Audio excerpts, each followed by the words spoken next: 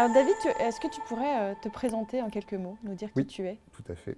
Alors, donc, je m'appelle David Dover et je suis infirmier et case manager au sein du CEJAD, donc, qui est un centre d'évaluation et de prise en charge des troubles psychiques émergents pour des jeunes personnes qui ont entre 15 et 30 ans. C'est quoi qui est manager? Alors justement, voilà, c'est toujours la question qu'on me pose.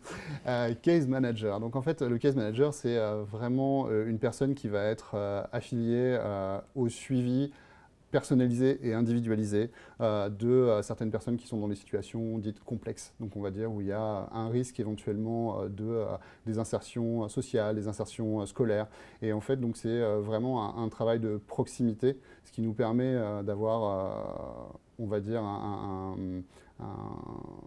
un fonctionnement qui va inclure en fait la personne qui souffre de troubles psychiques dans son parcours, dans sa situation.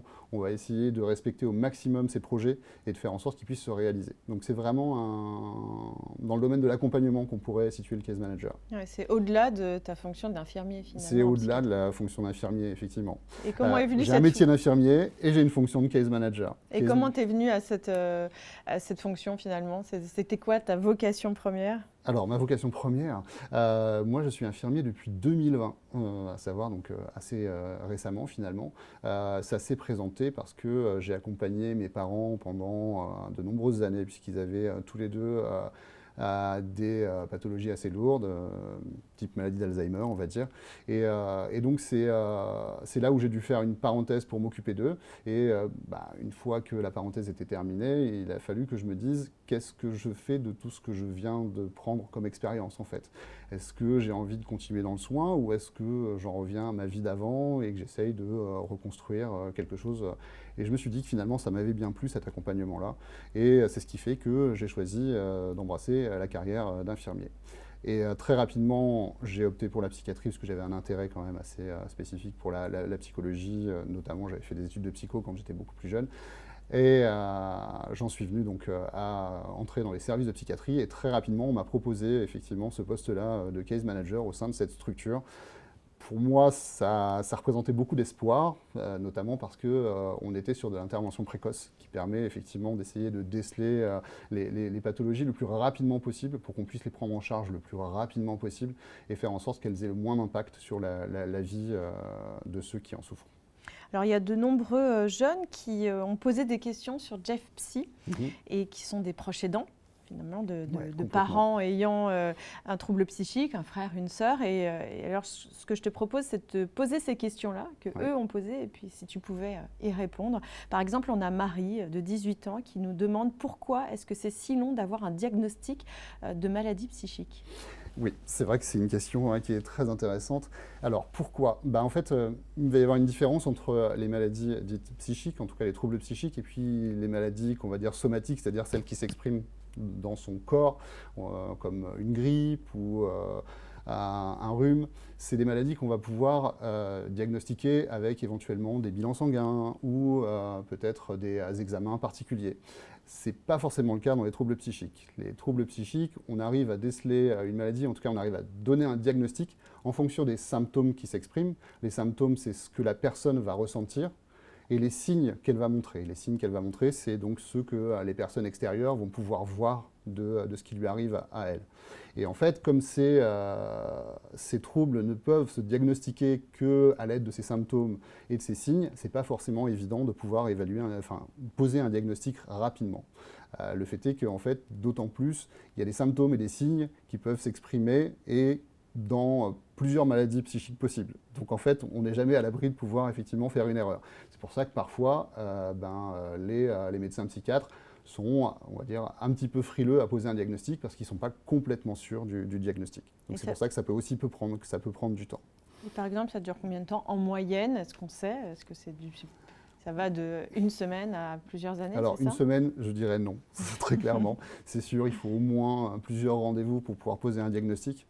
Et après, on peut avoir des diagnostics qui vont s'étaler sur plusieurs années, avec effectivement une forme d'errance un peu médicale, parce qu'on ne va pas réussir vraiment à définir quelle est la maladie posée. Pour autant, on va essayer de répondre quand même aux symptômes, et il y a des traitements qui peuvent être efficaces sur plusieurs pathologies différentes. C'est en fait, on va agir sur le symptôme et essayer de faire en sorte que le symptôme soit moins important et moins d'impact sur la vie quotidienne de la personne qui est touchée. Donc là, on a presque répondu à la question d'Antoine, de 12 ans, qui demande pourquoi le psychiatre de mon père lui change ses médicaments. Est-ce que ça veut dire qu'il a une nouvelle maladie? Eh bien, ça peut être le cas, effectivement, parce qu'on peut se dire finalement que le diagnostic n'était pas forcément le bon. Il peut aussi avoir des maladies psychiques qui vont s'exprimer un peu plus tardivement et donc dont on va pouvoir déceler, on va dire, les symptômes plus tardivement et donc la prise en charge est plus tardive et donc les traitements vont être mis en place plus tard et ça ne va pas forcément être les mêmes traitements qu'on avait donnés au départ.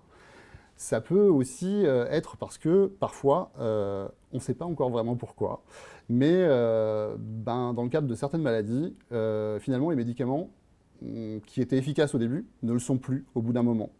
Ça ne veut pas dire que la maladie s'aggrave, ça veut juste dire qu'il y a des réactions chimiques qui se font au sein du corps de la personne et que ces réactions chimiques, en fait, elles ne sont plus aussi efficaces qu'avant et elles ne produisent plus les mêmes effets. Donc on peut changer les médicaments d'une personne aussi parce qu'ils sont plus efficaces à un moment donné. Et puis, ça peut aussi être un changement de médicament parce que, en fait, au cours de notre vie, on peut avoir des épisodes plus difficiles à vivre ou moins difficiles. Et en fonction de ça, quand on a des épisodes plus difficiles, peut-être qu'on a besoin à ce moment-là d'avoir un traitement qui est un peu plus ajusté, qui est peut-être un petit peu plus fort pendant un certain temps, le temps de faire face en fait à ces épreuves du moment. Et ensuite donc de pouvoir reprendre, pourquoi pas, une dose moins importante à un autre moment de sa vie. Et c'est pour ça que c'est si important que la personne atteinte d'un trouble psychique aille souvent voir son psychiatre, c'est pour justement gérer cet équilibre. Bah oui, très clairement, c'est vraiment un dialogue, j'ai envie de dire, entre la personne qui est touchée par un trouble psychique et puis le psychiatre. Alors, on est vraiment dans la gestion d'une situation. La situation, c'est celle de la personne qui est touchée par le trouble. Mais après, le travail, ça va être vraiment de créer une alliance entre le médecin psychiatre, entre les autres soignants, parce qu'il n'y a pas que les médecins psychiatres qui sont autour, et entre la personne qui est touchée, et d'essayer de trouver l'équilibre le plus juste pour que la personne puisse vivre au mieux en fait, avec ce trouble. Il y a souvent des enfants ou des frères, sœurs qui se posent justement des questions sur la maladie psychique de son proche. On a par exemple Élodie de 21 ans qui se demande pourquoi le psychiatre de ma mère refuse de me parler de la maladie qu'elle a. On entend souvent parler justement de cette exclusion de ça. Alors, oui, c'est vrai, mais en même temps, il faut savoir que il y a ce qu'on appelle le secret médical. C'est-à-dire que le médecin psychiatre ne peut pas divulguer en fait, des informations si la personne ne souhaite pas que ces informations soient divulguées. Ça ne veut pas dire que c'est toujours le cas, mais en tout cas, il y a cet élément-là qui est à prendre en compte. Et donc peut-être que quand on n'a pas forcément l'information qui est donnée par le psychiatre, on peut peut-être aussi en parler à son proche et essayer de savoir si c'est une volonté de sa part de ne pas avoir envie de donner en fait le nom de sa maladie. Les troubles psychiques sont encore très stigmatisés au sein de notre société et donc parfois ces personnes-là ont un peu honte de ça et c'est difficile pour elles d'avoir envie que les personnes proches soient au courant du diagnostic. Donc c'est essentiellement pour ça en fait, que le médecin psychiatre ne va pas forcément donner par exemple un diagnostic. Mais pour autant, moi je vous invite quand même à aller rencontrer en fait, ces médecins psychiatres ou les équipes soignantes et d'essayer d'en discuter avec eux, de voir qu'est-ce qui pourrait être mis en place parce qu'on peut très bien envisager ce qu'on appelle des entretiens familiaux où le médecin psychiatre va pouvoir répondre aux questions des personnes proches en présence de la personne qui est atteinte du trouble psychique. On a Sacha, de 10 ans, qui nous demande si ça existe encore les camisoles. C'est vrai que ça peut... c'est une bonne question, je trouve. Alors, les camisoles telles qu'on les voit dans les films, telles qu'on les voit dans les séries, je pense notamment à Vol au-dessus d'un nid de coucou, j'ai les images qui me viennent en tête, ça n'existe plus, très clairement. C'est plus du tout utilisé.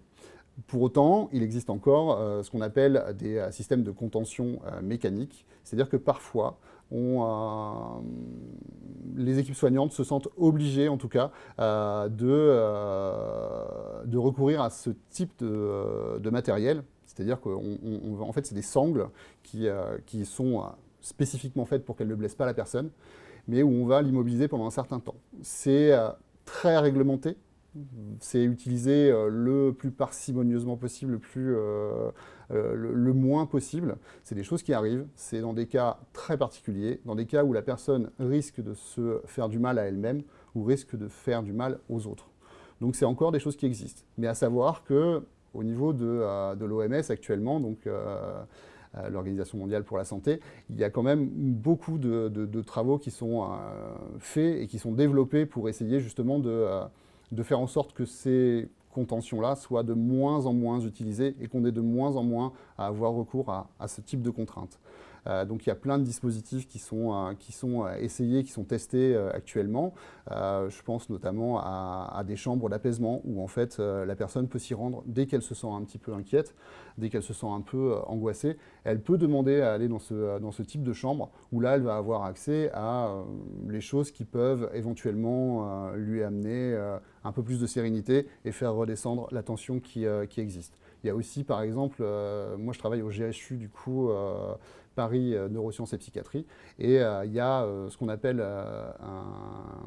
c'est une structure qui s'appelle le LABA, et qui travaille justement sur ce type de dispositif, et ils ont mis en place un dispositif qui s'appelle Psyson, et en fait c'est un fauteuil qui est équipé avec des espèces d'oreilles en fait, où la personne va pouvoir, au début de son hospitalisation, peut-être choisir une playlist qui peut être efficace quand elle se sent en tension, et elle va pouvoir donc du coup l'écouter et pouvoir faire redescendre sa tension interne et peut-être éviter du coup qu'on ait recours à ce type de dispositif. Bon, par ailleurs, ce qu'on a besoin, c'est clairement des personnes qui soient formées, des équipes soignantes qui soient bien formées à ce type de situation et être suffisamment en nombre pour pouvoir éviter un maximum d'utiliser ce type de contraintes. On pense aussi à la réalité augmentée de plus en plus en thérapie. Complètement. Une question de Inès qui a 24 ans. Est-ce qu'on peut vous appeler pour vous dire ce qui se passe à la maison? Moi, j'ai souvent peur qu'il y ait une grande différence entre ce que mon frère vous dit, donc à vous les professionnels, en rendez-vous, et ce qui se passe à la maison. Mais nous n'attendons que ça, Inès. C'est clair, enfin, on a vraiment besoin d'avoir les informations des personnes qui sont proches de la personne qui souffre de troubles psychiques, parce que c'est vrai que cette personne-là ne va pas forcément avoir envie de donner toutes les informations, parce que du fait justement de la peur d'être stigmatisée et d'être, on va dire, qu'on va lui mettre une étiquette en fait de troubles psychiques qui va du coup avoir un impact sur toute sa vie. Ces personnes-là ont parfois du mal en tout cas à donner tous les éléments. Et puis parfois elles n'ont pas non plus forcément la même vision et elles n'ont pas forcément dans la même réalité que les personnes qui sont proches d'elles. Donc oui, tout à fait, nous les équipes soignantes, en tout cas on recherche vraiment à avoir cette alliance avec les proches parce qu'on sait qu'ils font partie de la situation. C'est pas à eux de tout gérer, clairement, bien évidemment, il y a des soignants pour le faire, mais en revanche, on a besoin de ces informations qu'elles peuvent nous donner pour justement établir le diagnostic peut-être plus rapidement et puis se rendre compte de l'intensité en tout cas des troubles que peut présenter la personne. Oui, et peut-être leur donner quelques conseils pour gérer certaines situations aussi. Oui, alors complètement. On est aussi là pour ça. Même s'il y a des programmes qui sont mis en place à l'heure actuelle pour essayer de favoriser, je pense notamment à la formation premier secours en santé mentale qui est quand même très efficace. Alors bon, c'est encore pour des adultes, donc des jeunes adultes. Pour les plus jeunes, c'est encore un petit peu plus difficile, mais on est là pour répondre aux questions et on est là pour essayer d'aider au maximum les personnes. La principale, enfin, ce qu'on souhaite le plus en fait, c'est que la personne reste le moins longtemps hospitalisée. Parce qu'on sait que ce n'est pas forcément la période la plus simple, parce qu'on sait qu'elle est plus avec ses proches, elle n'est plus dans son environnement classique. C'est quelque chose de très déstabilisant.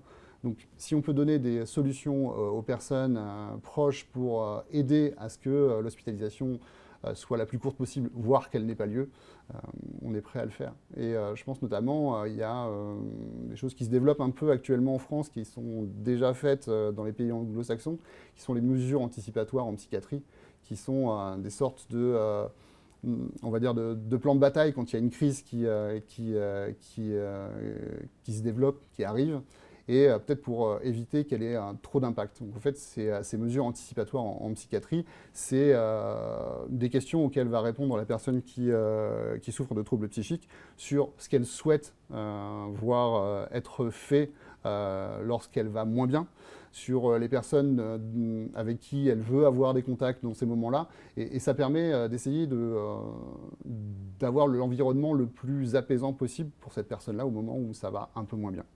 On a justement Zoé qui a 15 ans, qui, dans le cadre où l'hospitalisation serait indispensable, demande « Moi, j'ai moins de 18 ans, si ma sœur est hospitalisée à l'hôpital psychiatrique, est-ce que j'aurai le droit de lui rendre visite ?» Ça va dépendre des structures. Pour le coup, généralement, en fait, les droits de visite, enfin en tout cas, ils sont encadrés par des arrêtés qui sont faits par le directeur d'établissement. Nous, au sein de notre établissement, à partir de 15 ans, on peut visiter normalement ses proches sans avoir trop de soucis. Maintenant, ça va dépendre aussi de l'état de santé de la personne au moment et aussi de sa volonté.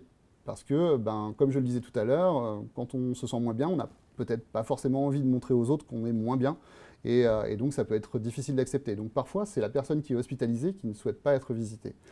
Donc, pour autant, là, pour Zoé, c'est ça, oui, qui a 15 ans, normalement, elle ne devrait pas avoir de soucis pour visiter sa sœur. Pour des enfants plus jeunes, moi, ce que j'invite à faire, c'est d'aller à la rencontre des équipes soignantes, parce qu'il y a toujours des possibilités qui peuvent être faites. Je sais que moi, dans le cadre, quand j'ai été en milieu hospitalier et quand je travaillais en tant qu'infirmier, on a pu permettre à une mère qui était hospitalisée de pouvoir voir ses jeunes enfants. On a organisé ça dans une salle à part.